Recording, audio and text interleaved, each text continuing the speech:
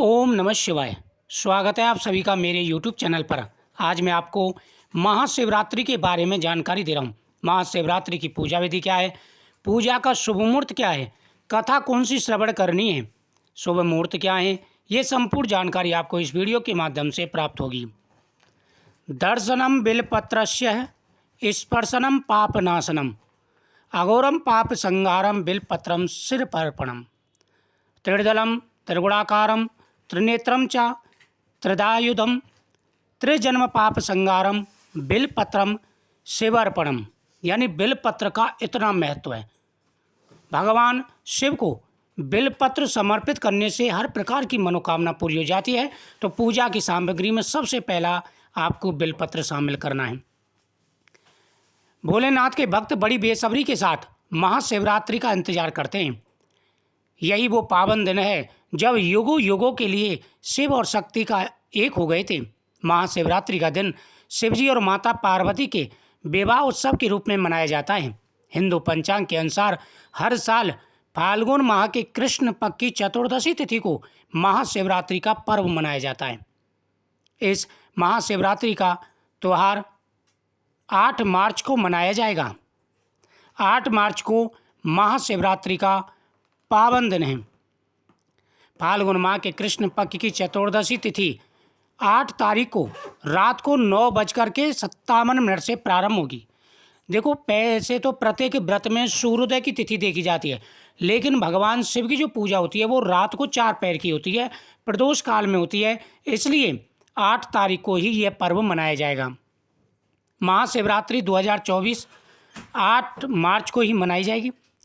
महाशिवरात्रि पूजा के लिए पहला जो शुभ मुहूर्त रहेगा 8 मार्च को सुबह जो पहला शुभ मुहूर्त रहेगा सुबह का, वह 5:01 से सुबह के 5:50 का पहला शुभ मुहूर्त है। बहुत ही अच्छा। दूसरा शुभ मुहूर्त रहेगा शाम को 6:25 से लेकर के 9:58 तक। ये पहले प्रथम पैर की पूजा का शुभ मुहूर्त रहेगा। लिख कर के रख लें। महाशिवरात्रि व्रत जो पारण का समय रहेगा वह 9 मार्च को 6:37 से दोपहर 3:28 तक रहेगा। यह सबसे शुभ मुहूर्त हैं। द्वितीय पैर की जो पूजा का शुभ मुहूर्त रहेगा वह 9:28 से लेकर के 12 बजे तक चलेगा। उसके बाद में तीसरा 3 बजे तक और चौथा चलेगा 6 बजे तक। तो इसी प्रकार से रात को पूजा का शुभ मुहूर्त रहेगा। इसी प्रकार से भगवान शिव की महाकाल भोलेनाथ की पूजा की जाएगी। हिंदू धर्म में महाशिवरात्रि पूजा का विशेष महत्व है। धार्मिक मान्यताओं के अनुसार इस दिन भोलेनाथ और माता पार्वती धरती पर आते हैं।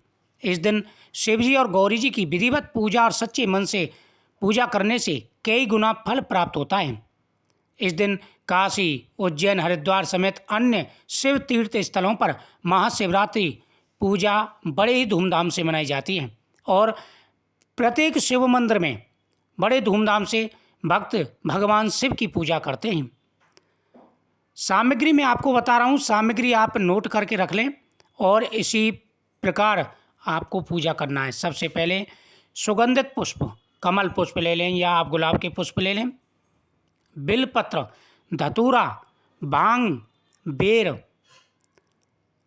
आम्र मंजरी, आम की जो मंजरी होती है, जौ की बाली, जौ, मदार पुष्प, गाय का कच्चा दूध, गाय का घी और गाय के दूध की जमी हुई दही, ईख का रस जिसे गन्ने का रस बोलते हैं, साथ ही गंगा जल, कपूर, धूप, दीप, रुई, चंदन, पंच फल, 5 प्रकार के फल, पंच रस, 5 प्रकार के रस, जैसे गन्ने का रस हुआ, आप अनार का रस ले सकते हैं।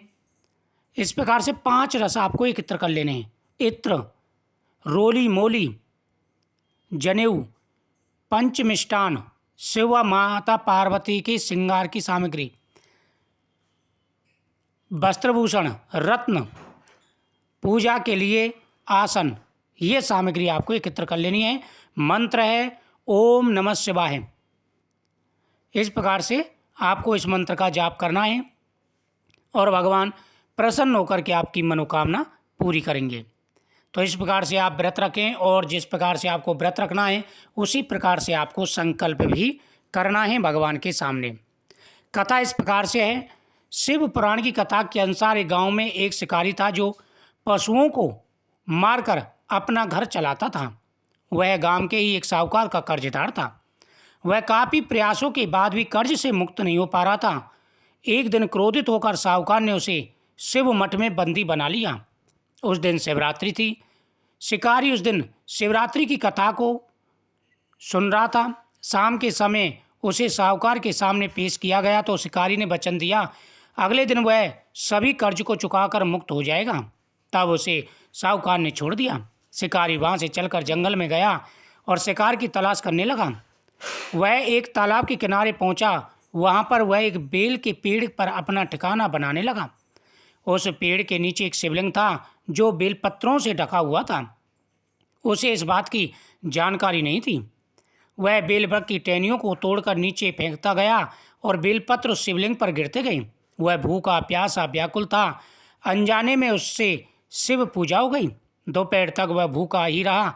रात में एक गर्भिणी हिरणी तालाब में पानी पीने आई। तभी शिकारी उसे मारने के लिए धनुष पर बाण चढ़ाने के लिए तैयार हुआ।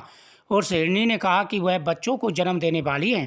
तुम एक साथ दो हत्या नहीं करना चाहते, क्योंकि एक अगर मुझे मारोगे तो मेरे साथ बच्चे की भी हत्या हो जाएगी। इससे तुम्हें डबल पाप लगेगा।